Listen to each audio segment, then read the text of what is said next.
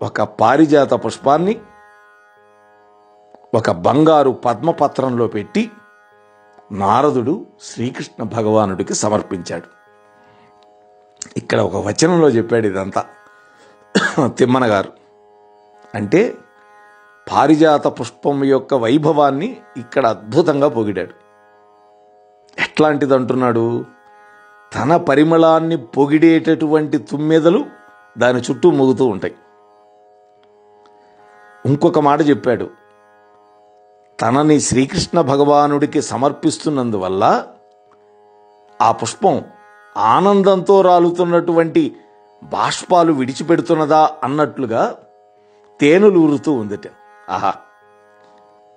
అడిగినటువంటి కోరికలన్నీ తీర్చేటటువంటి తెల్లటి కీర్తి కలిగినటువంటి ఒక పారిజాత పుష్పాన్ని ఒక బంగారపు పద్మపు ఆకులో పెట్టి నారదుడు శ్రీకృష్ణుడికి సమర్పించాడు. వినయంబు విస్మయంబును మనమున పెనగొనగనపుడు మాధవుడు ఆకురన్న గైకొని భీష్మకనందన కనుగొని సత్యభామ తలపున నిలువన్. ఇక్కడ ఉంది కొసమెరుపు ఈ పద్యంలో. నారదుడు ఎప్పుడైతే ఆ పుష్పాన్ని కృష్ణ భగవానుడికి ఇచ్చాడో ఆశ్చర్యపోయినట్ట. వింతల్లో వింత స్వామి, అటువంటి స్వామి ఆశ్చర్యపోయినాడు. ఏమి నటన స్వామిది! పక్కనే ఉన్నటువంటి రుక్మిణీదేవిని చూశాడు. అప్పుడు అతడి యొక్క మనసులో సత్యభామ మెదిలింది. అంటే ఈ పుష్పాన్ని రుక్మిణీదేవికి ఇవ్వాలి అనుకున్నాడు, కానీ తన మనస్సులో తనని విపరీతంగా ప్రేమించేటటువంటి సత్యాదేవి మనసులో మెదిలింది. అప్పుడు పరమాత్మ ఒక విచికిత్స చేశాడు మనస్సులో.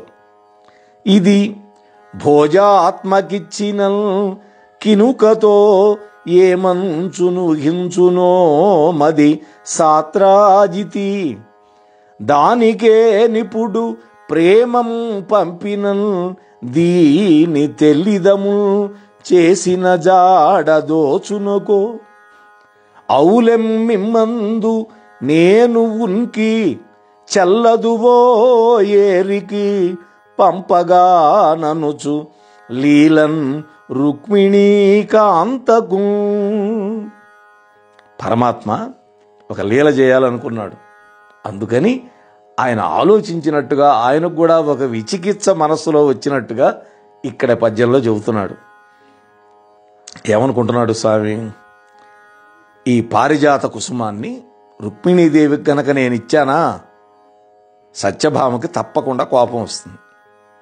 అలా అని సత్యభామకే పంపిస్తే పక్కనే ఉన్నటువంటి తనను చులకనగా చూసినట్టు అవుతుంది. అంటే రుక్మిణీదేవిని చులకనగా చూసినట్టు అవుతుంది. ఎవరి మందిరంలో ఉన్నాడు స్వామి? రుక్మిణీదేవి మందిరంలో ఉన్నాడు. ఎదురుగా ఉన్నవాడికి ఇవ్వకుండా ఎక్కడో వేరే మందిరంలో ఉన్నవాడికి ఇస్తే మరి ఆమె కోపం రాకుండా ఉంటుందా?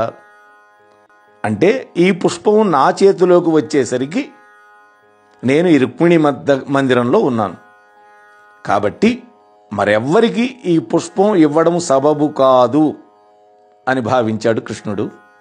విలాసంగా ఆ పుష్పాన్ని రుక్మిణీదేవికి ఇచ్చేశాడు.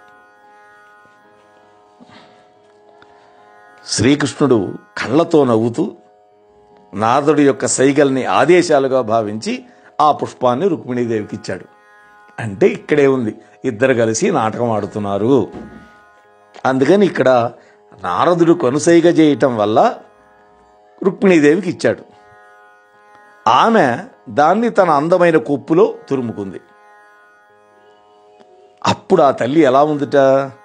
లేత చంద్రుణ్ణి తల మీద దాల్చినటువంటి పార్వతీదేవిలాగా కనిపించింది అంటున్నాడు కవి. పార్వతీదేవి కూడా నెలవంకని శిరస్సు మీద ధరిస్తుంది, అలా ఉన్నది అన్నాడు ఇక్కడ.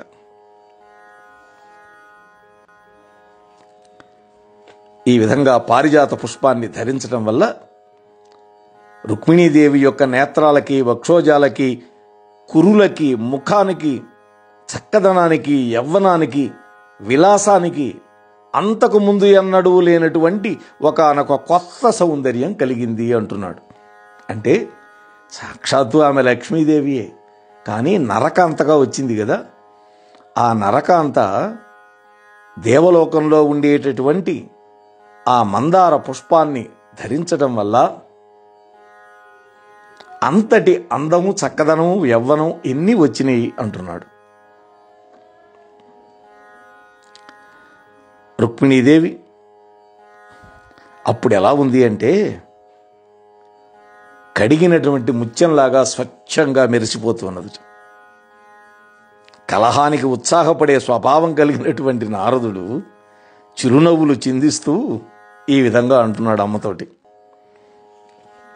నారదుడు పారిజాత ప్రభావాన్ని రుక్మిణీదేవికి చెబుతున్నాడు. జలజాక్షి ఇది పారిజాత ప్రసూనంబు నరులకు ధరింప నరిదిను సూవే పౌలోమి పార్వతి పద్మపద్మజురాణియును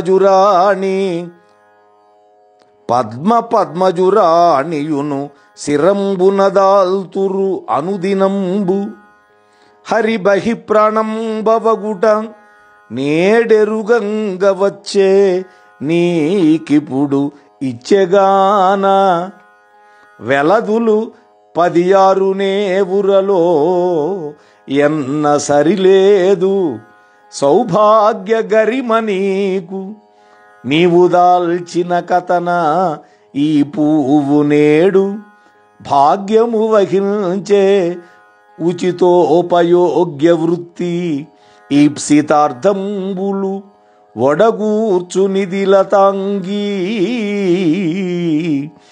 దీని మహిమంబు చెప్పెద తెలియ వినుము.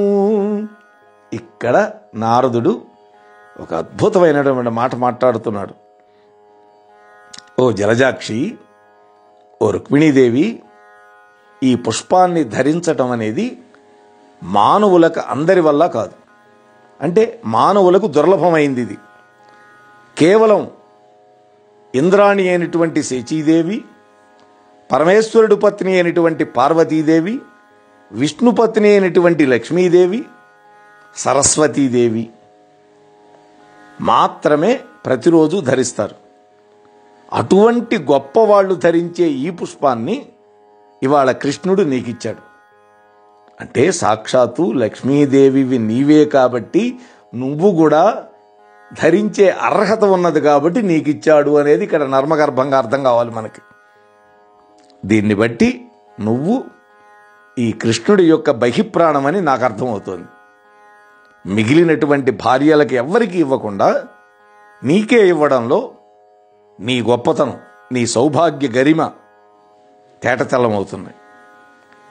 ఓ రుక్మిణి, ఈ పుష్పాన్ని నువ్వు ధరించడం వల్ల ఈ పుష్పం కూడా అదృష్టవంతమైంది, అదృష్టానికి నోచుకుంది. పద్ధతిగా ఉపయోగిస్తే ఈ పుష్పం సమస్త కోరికలను తీరుస్తుంది. దీని యొక్క గొప్పతనం చెబుతాను విను అంటున్నాడు. ఏమిటిట పారిజాత పుష్పం యొక్క వైభవం? పరిమళము సెడదు, వాడదు, పరువము దప్పదు, పరాగ భరభరితంబై నిరతము జగదేక మనోహరమగు ఈ కుసుమరాజము అంబుజవదన. ఓ అంబుజవదన అంటే పద్మము వంటి ముఖం కలిగినటువంటి ఓ రుక్మిణీదేవి, ఈ పుష్పము యొక్క వాసన ఎప్పుడూ చెడిపోదు. అంటే కొన్ని పుష్పాలు ఒకరోజు 2 రోజులు కాగానే దుర్వాసన మొదలవుతాయి, కుళ్ళిపోయి. ఇది వాడిపోదు, ఎప్పుడూ పుప్పొడితో కళకళలాడుతూ ఉంటుంది, అందరి యొక్క మనస్సు దోచుకుంటుంది. అంత గొప్పది ఈ పుష్పం అంటున్నాడు. ఇంకా చెబుతున్నాడు, తుమ్మెదల వంటి నల్లటి కురులు కలిగినటువంటి ఓ రుక్మిణి, ఈ పుష్పం నువ్వు నీ భర్త ఏకాంతంలో సంభోగ క్రీడలో ఉన్నప్పుడు ఇద్దరిలో కూడా ఉత్సాహాన్ని పెంచుతుంది. మామూలుగా అందుకనే ఆడవాళ్ళు రాత్రిపూట మల్లెపూలు పెట్టుకుంటారు ఎండాకాలం వస్తే. ఎందుకని? ఆ పుష్పాలలో నుంచి ఒక సుగంధం ఏదైతే ఉందో అది వాళ్ళలో మన్మథ క్రీడ సల్పటానికి కావలసినటువంటి ఉత్తేజాన్ని ఉత్ప్రేరకంగా పనిచేస్తుంది ఆ పుష్పాలు. అందుకని పుష్పాలు ధరిస్తారు. అది కూడా వాసన వచ్చేటటువంటి పుష్పాలు మాత్రమే ధరిస్తారు చూడండి. అట్లాగే మీకు కూడా రతిసుఖం వల్ల పుట్టే చెమట బిందువులను పోగొట్టగలిగినటువంటి ఒక విసనకర్రలాగా ఈ పుష్పం పనిచేస్తుంది అని ఇక్కడ ఒక శృంగారాన్ని కూడా జోడించాడు. జనరల్గా కావ్యం అనేటువంటి లక్షణానికి ఏంటంటే, కావ్యానికి కొన్ని శృంగారభరితమైనటువంటి విషయాలు కూడా జోడించాలి. ఇక్కడ ఇది చెప్పాడు. రుక్మిణి, ఈ పారిజాత పుష్పం ఉందే, అడిగిందే తడవుగా మంచి మంచి రుచికరములైనటువంటి పదార్థాలన్నీ సమకూరుస్తుంది.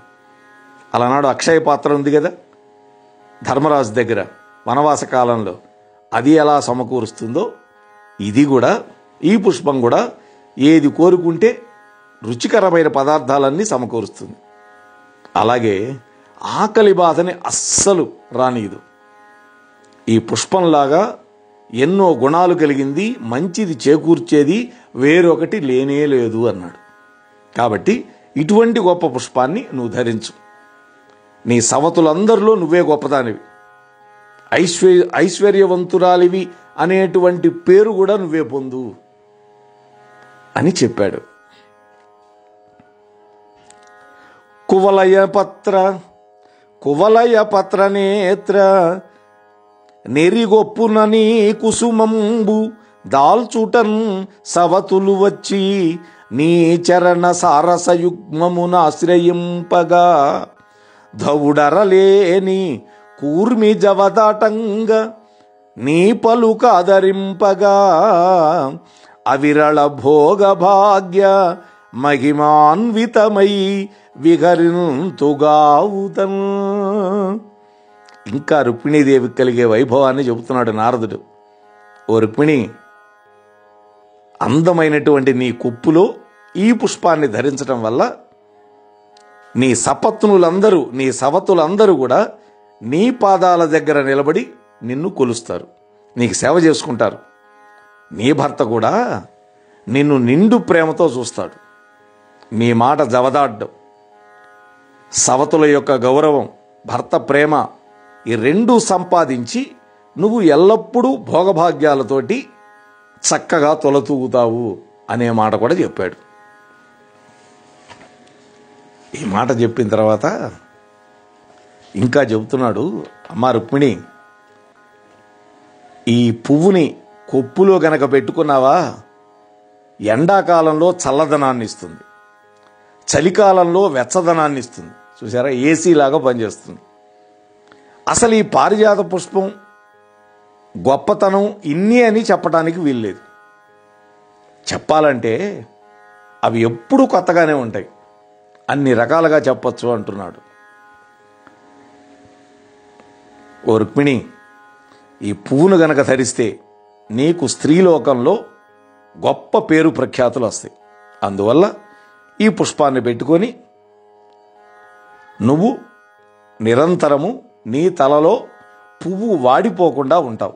అంటే మహాభోగభాగ్యాలను అనుభవిస్తావు అని అర్థం అన్నమాట. తల పువ్వు వాడకుండా ఉండు అంటే అదేంటి అర్థం?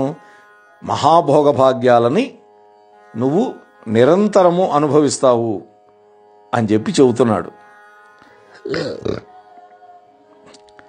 ఇన్ని రోజులు నీ భర్త కృష్ణుడున్నాడే సత్యభామకు దాసుడు అని నేను విన్నాను.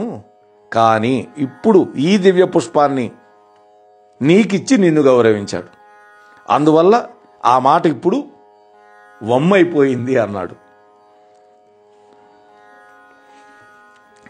ఈ మాటలన్నీ చెప్పాడు నారదుడు. ఇంకా అన్నాడు,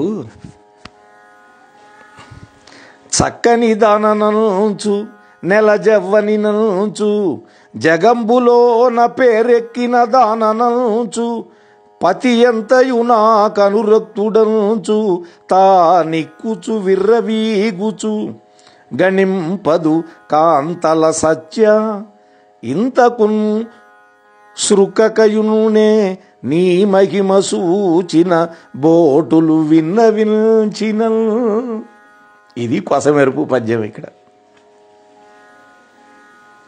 అమ్మ రుక్మిణి, ఆ సత్యభామ ఉందే, సవతులందరిలో తానే చక్కగా ఉంటానని, అందంగా ఉంటానని, లోకంలో పేరెక్కిన దాన్ని అంటూ శ్రీకృష్ణుడు తననే ఎక్కువగా ప్రేమిస్తాడని విర్రవీగిపోతూ ఉంటుంది. ఎవరినీ లెక్క చేయదు. ఓ రుక్మిణి, ఇప్పుడు నీకు ఈ కృష్ణుడు నీ భర్త ఇచ్చినటువంటి ఈ అవకాశం చూసిందా, లేకపోతే తన యొక్క చెలికత్తెల ద్వారా తెలుసుకుందా? ఇక ఆ సత్యభామ ఏడవకుండా ఉంటుందా? ఏడుస్తూనే ఉంటుంది అని మాట్లాడాడు. ఇంకొక మాట చెప్పాడు. రుక్మిణి, కొప్పులో పెట్టుకున్నటువంటి ఈ రోజు నుంచి 1 సంవత్సరమే ఈ పుష్పం నీ దగ్గర ఉంటుంది. ఆ తర్వాత మళ్ళీ పారిజాత వృక్షం దగ్గరికి దేవలోకానికి వెళ్ళిపోతుంది అని కూడా చెప్పాడు. ఈ విధంగా నారదుడు చెప్పాడు. అక్కడే మిగిలినటువంటి సవతులకు చెందినటువంటి చెలికెత్తులు కూడా ఉన్నారు. వాళ్ళందరూ వెళ్ళి వాళ్ళ మహారాణం వాళ్ళ యజమానులకి ఈ జరిగిందంతా చెప్పారు. ఈ మాట విన్న వాళ్ళంతా చిన్నబోయి ఏమనుకుంటున్నారో కృష్ణమూర్తి యొక్క అనుగ్రహంతో రేపటి రోజు చెప్పుకుందాం. నారదుడు చిన్న అగ్గిపుల్ల వెలిగించి పెట్టాడు. ఆ అగ్గిపుల్ల ఎలా ప్రభావం చూపించిందో రేపటి రోజు చెప్పుకుందాం. ఇంతవరకు మన ఛానల్కి ఎవరైనా సబ్స్క్రైబ్ చేసుకోకపోతే ఇప్పుడే ఈ క్షణమే సబ్స్క్రైబ్ చేసుకుని ఆ పక్క నుండి బెల్ బటన్ మ్రోగించి మమ్మల్ని ప్రోత్సహిస్తారని మనస్ఫూర్తిగా కోరుకుంటూ ధన్యవాదాలు.